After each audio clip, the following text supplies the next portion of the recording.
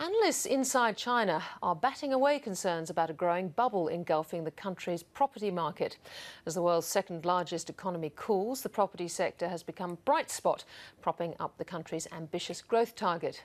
But there are now dire warnings about millions of empty flats in small cities, while prices continue to soar in the big centres. China correspondent Bill Birtles reports. On the outskirts of Beijing, row upon row of new apartment blocks reach toward the sky. This city's already undergone 2 decades of breakneck growth, but interest in property is still intense. I live on the outskirts and prices have reached $6,500 per square metre. In some of the better areas out here, it's more than $8,500.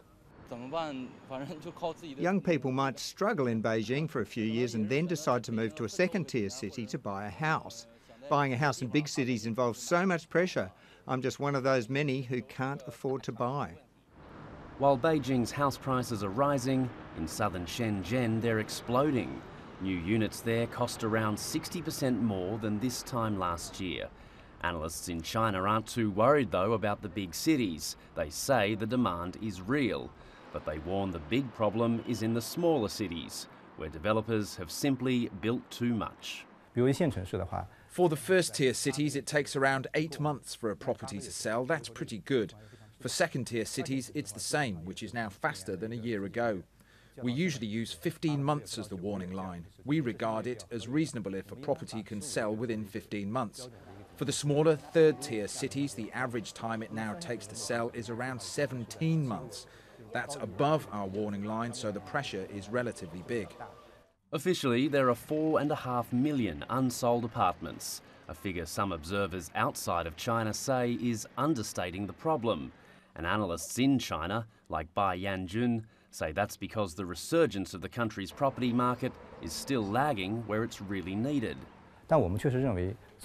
We think in the long term, to solve the stock issues for the third-tier cities, it will take a long time. It would be hard to clear them up in 1 or 2 years. It may take up to 5 years or even longer. Bank lending to the property sector is now creeping back towards the levels it reached during the stimulus measures for the 2008 GFC. As the rest of the economy slows, developers are taking on even more risk. And economists point to other troubling signs, like rental vacancy rates estimated to be 10 times higher than in Australia.